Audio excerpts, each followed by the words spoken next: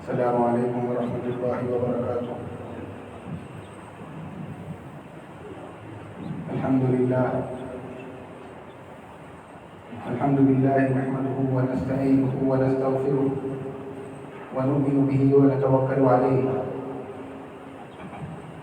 ونعوذ باللہ من شرور انفسنا ومن سیئات اعمالنا من يهده الله فلا مضل له ومن يضلل فلا هادي له ونشهد أن لا إله إلا الله وحده لا شريك له ونشهد أن سيدنا ونبينا ومولانا محمدا عبده ورسوله أما بعد أعوذ بالله من الشيطان الرجيم بسم الله الرحمن الرحيم وما أرسلناك إلا رحمة للعالمين صدق الله العظيم۔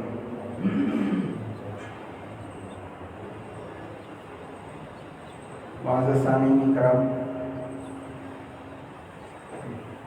گزشتہ جمعہ آپ حضرات کے سامنے میں نے یہ بات عرض کی تھی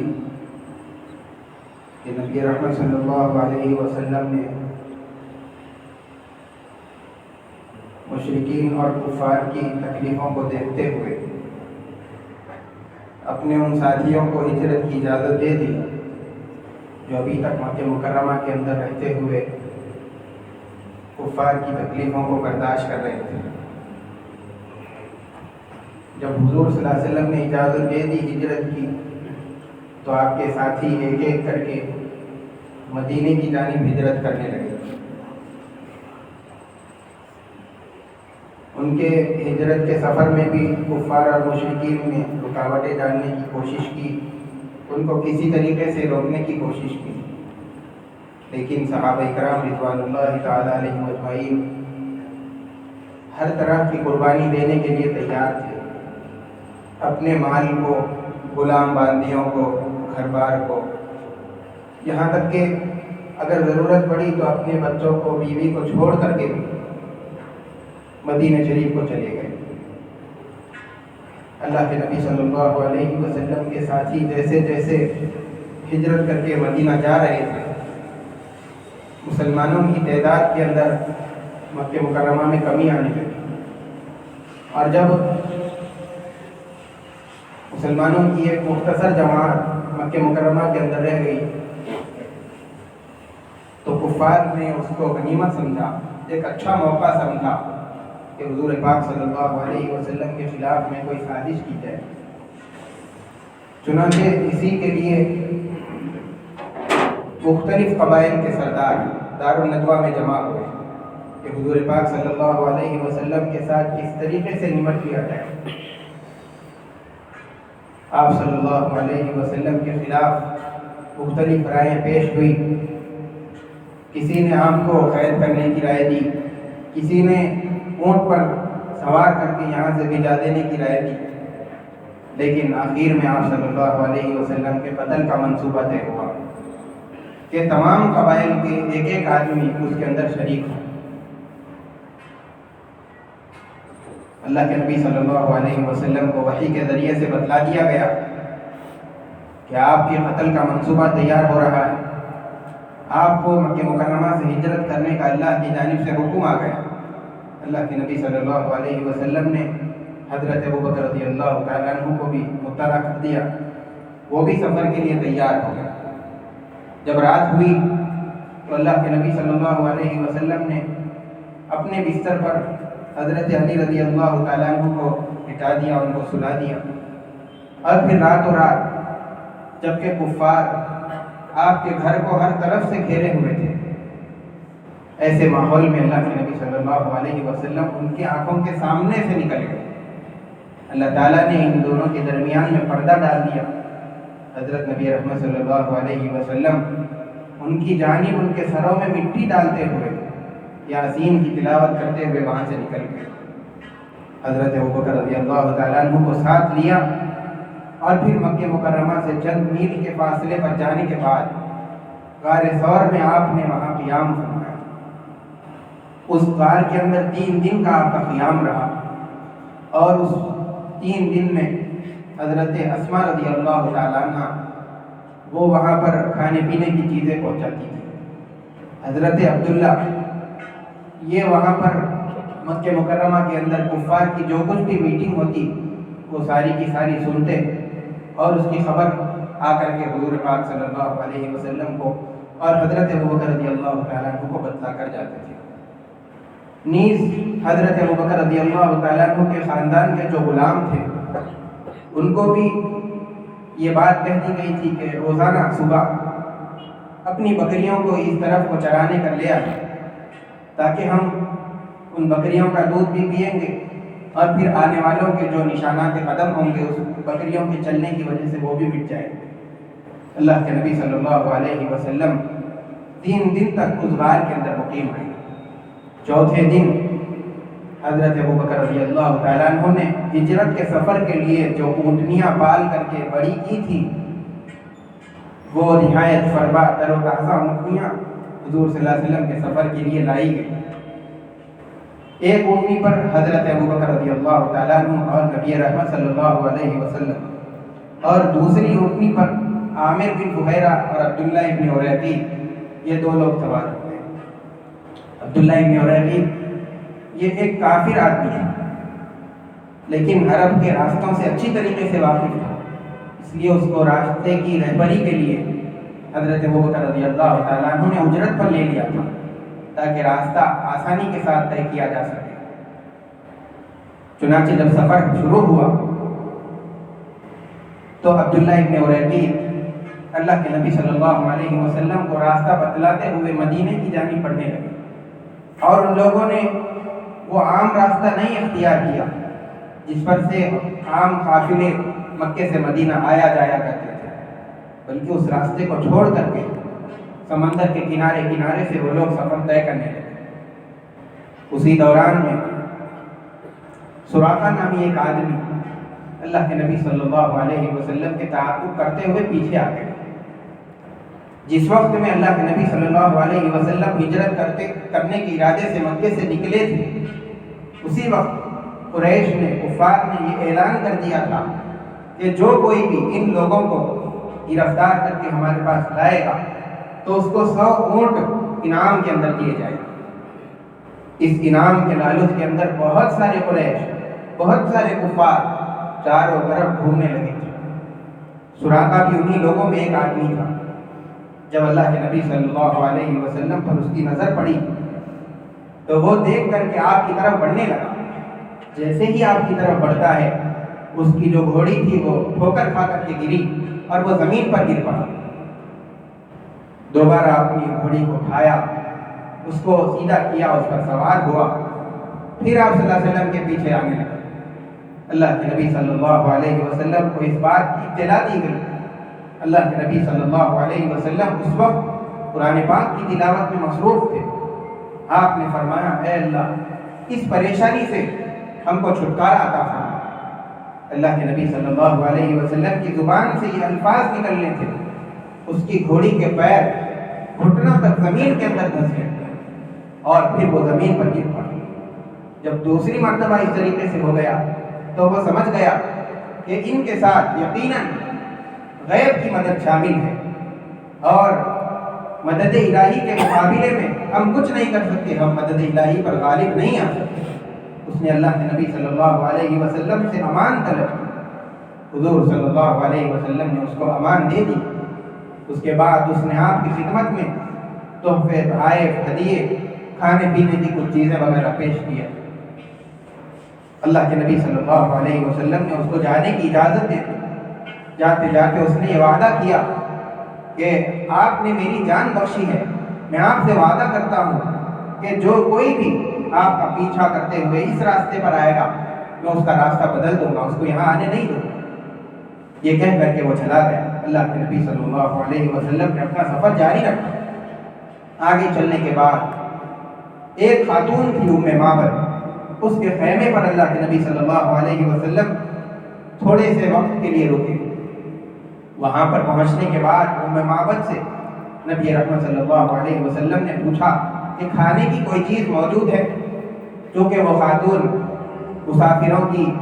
دیکھ بھال کرنے کے اندر، ان کی ضیافت کرنے میں بہت زیادہ شہرت رکھتی تھی،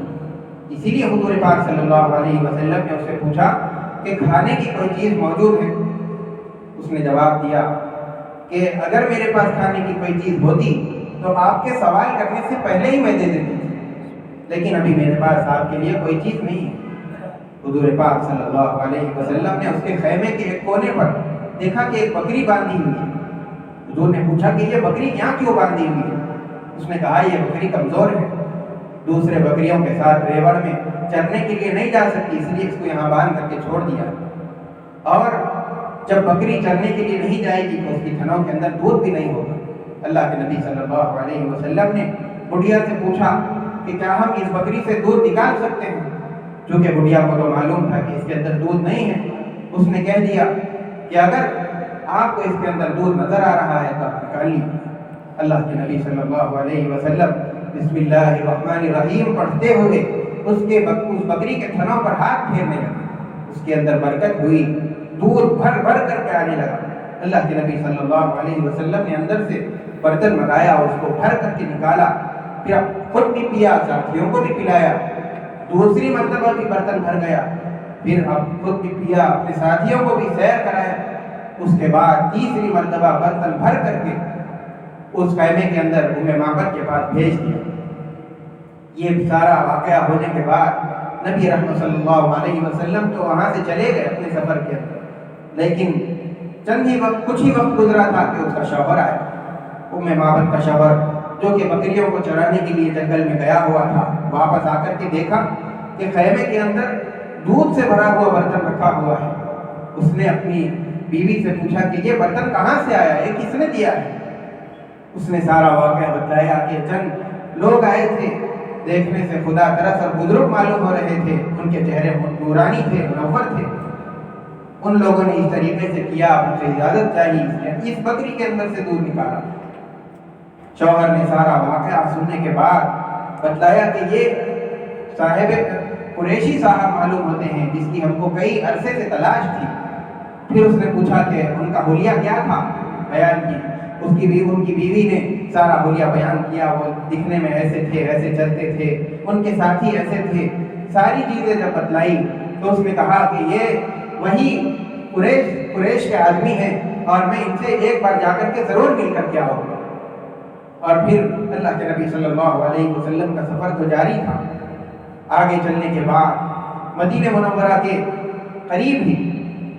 بریدہ اسلمی نامی ایک شخص تھے، ابھی اسلام نہیں لائے،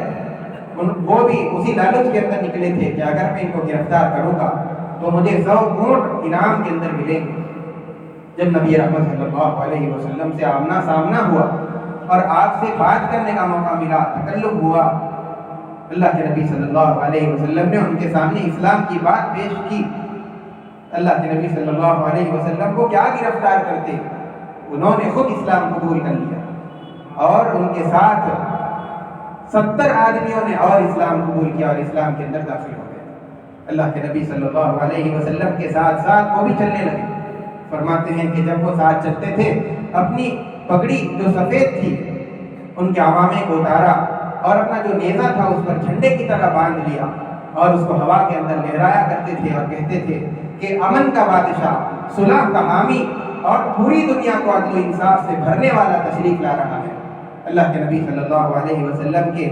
اس طریقے سے ان لوگوں نے ساتھ دیا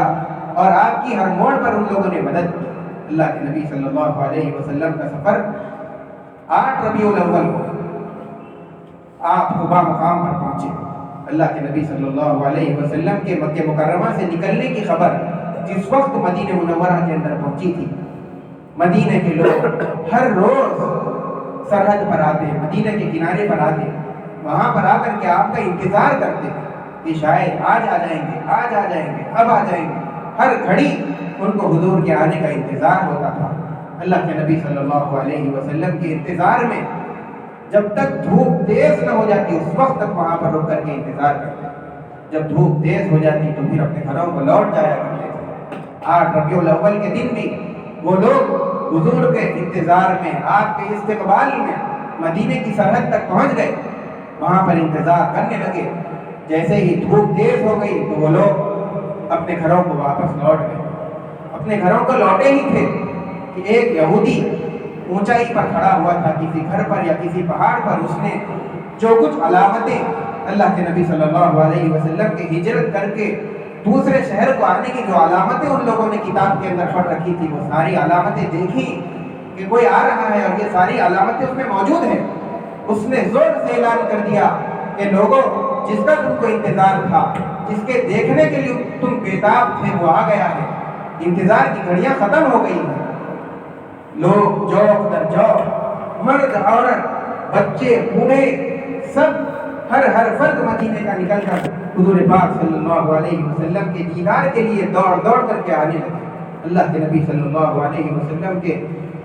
انتظار میں جتنی گھڑیاں گزاری تھی وہ ختم ہو گئی۔ اب سارے لوگ حضور پاک صلی اللہ علیہ وسلم کے سواری کے ارد گرد جمع ہو گئے اور آپ کا دیدار کرنے لگے۔ لیکن بہت سارے ایسے لوگ بھی اس کے اندر شامل تھے جنہوں نے ابھی تک حضور پاک صلی اللہ علیہ وسلم کو نہیں دیکھا تھا، اور وہ نہیں جانتے تھے کہ ان میں حضور کون ہے، نبی کون ہے۔ ان دونوں کے اندر چونکہ ایک اونٹ پر دو لوگ سوار تھے، حضرت ابوبکر رضی اللہ تعالیٰ عنہ بھی، نبی رحمت صلی اللہ علیہ وسلم دونوں ایک ہی اونٹ پر سوار تھے، اس لیے وہ لوگ نہیں جانتے تھے کہ ان دونوں کے اندر نبی کون ہے۔ بعض لوگ ان کو پہچاننے کے اندر ان کو شبہ ہو جایا کرتا تھا۔ حضرت ابوبکر رضی اللہ تعالیٰ عنہ سمجھ گئے کہ یہ لوگ نبی کے حضور پاک صلی اللہ علیہ وسلم کے بجائے مجھے نبی سمجھ رہے ہیں۔ آپ صلی اللہ علیہ وسلم کو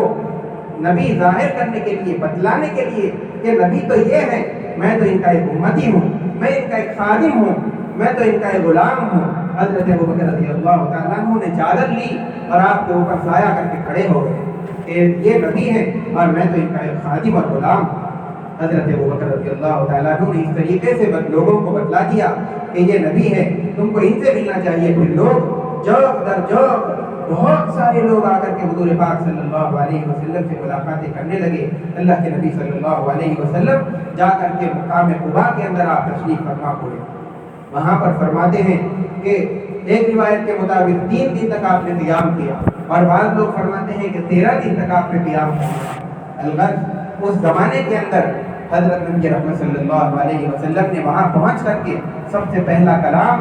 آپ نے جو فرمایا وہ یہ فرمایا کہ یہاں پر ایک اللہ کی عبادت کے لیے مسجد کی تعمیر کرنی چاہیے۔ چنانچہ اسلام کی سب سے پہلی مسجد مقام قباء کے اندر بنائی گئی۔ اللہ کے نبی صلی اللہ علیہ وسلم جس زمانے میں وہاں پر مقیم تھے، حضرت علی رضی اللہ تعالیٰ عنہ بھی جو کہ مکہ مکرمہ کے اندر رہ گئے تھے، وہ بھی یہاں پر ہجرت کر کے واپس آ گئے۔ حضرت علی رضی اللہ تعالیٰ عنہ کو وہاں پر اس لیے چھوڑا تھا کیونکہ نبی رحمت صلی اللہ علیہ وسلم کے پاس مکہ مکرمہ کے چند لوگوں کی امانتیں رکھی ہوئی تھی، اور حضور پاک صلی اللہ علیہ وسلم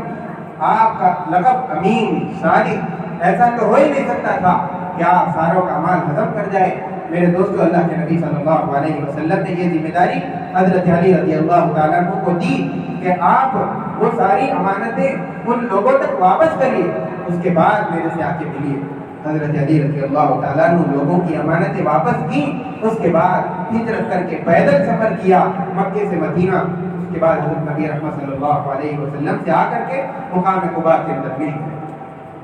نبی رحمت صلی اللہ علیہ وسلم وہاں پر مقیم رہے، 3 یا 13 دن، جتنے بھی دن مقیم رہے ہوں، رہ کر کے جب آپ شہر مدینہ کی طرف چلنے لگے، لوگ بھی آپ کے ساتھ، بہت بڑا مجموعہ آپ کے ساتھ چلنے لگا تھا۔ ہر قبیلہ جو راستے کے اندر پڑتا تھا وہ یہ چاہتا تھا کہ نبی رحمت صلی اللہ علیہ وسلم کا قیام ہمارے قبیلے کے اندر ہونا چاہیے۔ ہر ایک کی یہ خواہش تھی، کیونکہ نبی رحمت صلی اللہ علیہ وسلم کی آمد مدینے والوں کے لیے برکت کی چیز تھی۔ فرماتے ہیں کہ مدینہ نبی رحمت صلی اللہ علیہ وسلم کی آمد سے پہلے وہاں پر بہت زیادہ بیماریاں ہوا کرتی تھی۔ جیسے ہی نبی رحمت صلی اللہ علیہ وسلم کی وہاں پر آمد ہوئی، حضور نے اس شہر کے لیے دعا فرمائی، پھر وہاں سے ساری کی ساری بیماریاں اور ساری بلائیں سب چیزیں ختم ہو گئی۔ اللہ کے نبی صلی اللہ علیہ وسلم کے ہجرت کرنے سے پہلے اس شہر کا نام یثرب تھا۔ اللہ کے نبی جس وقت ہجرت کر کے گئے تو اس کے بعد اس کا نام مدینہ النبی رکھا گیا، پھر مختصراً اس کو مدینہ کہا جانے لگا۔ اللہ کے نبی صلی اللہ علیہ وسلم جب کسی قبیلے کے پاس سے گزرتے تو وہ قبیلے والے آتے، آ کر کے آپ کے اونٹ کی جو نکیل تھی اس کو پکڑ لیتے تھے۔ اللہ کے نبی صلی اللہ علیہ وسلم ان کو برکت کی دعائیں دیتے اور ان کے لیے دعائیں فرماتے اور ان سے کہتے کہ اونٹنی کو حکم اللہ کی جانب سے مل چکا ہے، جہاں پر قیام کا حکم اس کو ملا ہے، جہاں بیٹھنے کا حکم ملا ہے وہاں پر وہ بیٹھے گی، اور اللہ کی جانب سے میرا قیام کہاں ہوگا یہ طے ہو گیا ہے، جہاں پر اونٹنی بیٹھے گی میں وہیں پر قیام کروں گا۔ اس کی وہ نکیل چھوڑ دو،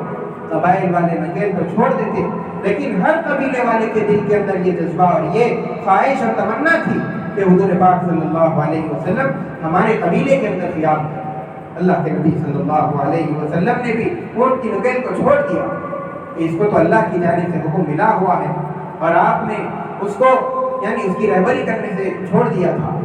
اللہ کے نبی صلی اللہ علیہ وسلم کی سواری آگے بڑھ رہی ہے، ہر قبیلے والا یہی چاہتا، جب سواری آتی تھی تو اس کے دل کے اندر یہ بات آتی کہ کاش اونٹنی یہاں بیٹھ جائے تو اچھا ہو،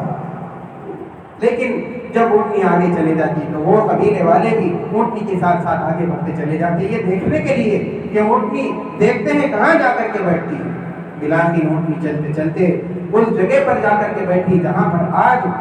مسجد نبوی بنی ہوئی ہے۔ اللہ کے نبی صلی اللہ علیہ وسلم کی مسجد جہاں پر آج بنی ہوئی ہے اس جگہ جا کر کے اونٹنی بیٹھتی ہے، اسی کے قریب حضرت ابو ایوب انصاری رضی اللہ تعالیٰ عنہ کا مکان ہے۔ اس راستے کے اندر جمعہ کی نماز بھی اللہ کے نبی صلی اللہ علیہ وسلم نے ادا کی۔ اس مقام پر پہنچنے سے پہلے جمعہ کی نماز راستے کے اندر ادا کی، اور پھر اس کے اندر بہت ہی بلیغ اور عمدہ خطبہ اللہ کے نبی صلی اللہ علیہ وسلم نے ارشاد فرمایا، اور پھر اس جماعت کے اندر اللہ کے نبی صلی اللہ علیہ وسلم کے ساتھ 100 لوگ شریک تھے۔ یہ اسلام کا پہلا جمعہ ہے جو نبی رحمت صلی اللہ علیہ وسلم نے مسلمانوں کو پڑھایا۔ جب آپ وہاں پر پہنچے حضرت ابو ایوب انصاری رضی اللہ تعالیٰ عنہ کے مکان میں آپ کا قیام رہا۔ اللہ کے نبی صلی اللہ علیہ وسلم 7 مہینے تک ان کے گھر کے اندر مقیم رہے۔ انہوں نے چاہا کہ اللہ کے نبی صلی اللہ علیہ وسلم کو اوپر کا حصہ دے دیں، لیکن اللہ کے نبی صلی اللہ علیہ وسلم نے ان کے گھر کا نچلا حصہ پسند فرمایا۔ فرماتے ہیں کہ ہر طرح کی آسانی اور راحت پہنچانے کا حضرت ابو ایوب انصاری رضی اللہ تعالیٰ کوشش کرتے تھے تو حضور کو میری وجہ سے کوئی تکلیف نہ ہو۔ وہ حضور پاک صلی اللہ علیہ وسلم کو کھانے کا انتظام کرتے، آپ کی راحت کا انتظام کرتے، ہر طرح کی سہولت پہنچانے کا انتظام کیا کرتے تھے۔ اللہ کے نبی صلی اللہ علیہ وسلم جب وہاں پر پہنچے، یہ سارا منظر آپ کے آنے کا، آپ کے استقبال کا، جب مدینے کے اندر یہودی بھی رہا کرتے تھے انصار کے ساتھ، ان لوگوں نے یہ منظر دیکھا، آپ کا استقبال دیکھا، آپ کے آنے کی جو علامتیں دیکھی، وہ ساری کی ساری ان لوگوں نے اپنی کتاب توریت کے اندر پڑھ رکھی تھی، لیکن ان لوگوں نے جب یہ منظر دیکھا تو انہوں نے کہا کہ آج ہم کو یہ ساری باتیں جو ہماری کتاب کے اندر لکھی ہوئی ہیں وہ آج ہم کو سمجھ میں آئی۔ اللہ کے نبی صلی اللہ علیہ وسلم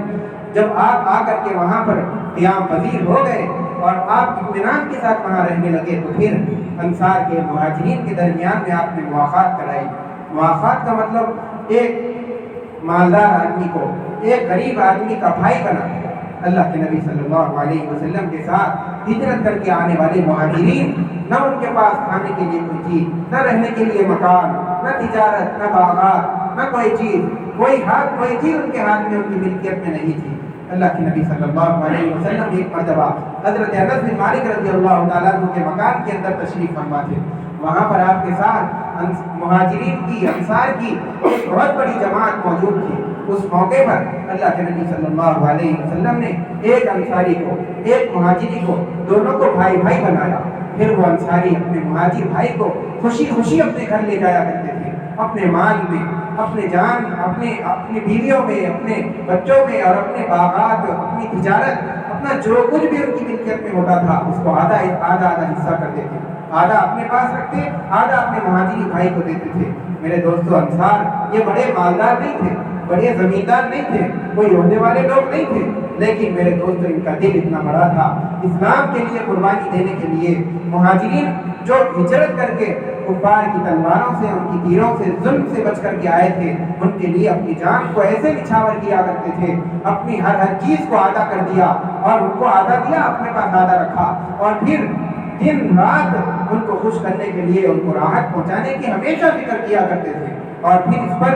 اتنا ہی بس نہیں، بلکہ اس پر اللہ کا شکر بھی کیا کرتے تھے کہ اللہ تو نے ایک مسلمان مہاجر کی مدد کرنے کی مجھے توفیق عطا فرمائی۔ یہ جذبہ انصار کا میرے دوستو، اللہ کے نبی صلی اللہ علیہ وسلم کے ایسے صحابی جنہوں نے جو مکے کے اندر رہتے تھے وہ ہر طرح کی تکلیفوں کو برداشت کرنے کے لیے تیار، اور مدینے کے کیسے صحابی جو ہر طرح کی قربانیاں دے کر کے دنیا اپنی ساری حضور کے اوپر لٹانے کے لیے تیار۔ اللہ کے نبی صلی اللہ علیہ وسلم کی یہ انصار و مہاجرین کی ایسی جماعت ہے جو اللہ کے نبی سے پہلے کبھی نہیں پیدا ہوئی، اور اللہ کے نبی صلی اللہ علیہ وسلم کی جماعت کے بعد قیامت تک ایسی جماعت پیدا نہیں ہو سکتی۔ اللہ تعالیٰ نے اللہ کے نبی صلی اللہ علیہ وسلم کو ایسی جماعت عطا فرمائی تھی۔ اس کے بعد ان دونوں جماعتوں نے مل کر کے حضور پاک صلی اللہ علیہ وسلم کے ساتھ جو غزوات کیے ہیں، جو واقعات آئندہ پیش آئے ہیں آپ کی مدنی زندگی کے اندر، انشاءاللہ اس کو آئندہ جمعہ کے اندر بیان کیا جائے گا۔ وآخر دعوانا الحمدللہ رب العالمین۔ جو حضرات سنت نہیں پڑھے سنت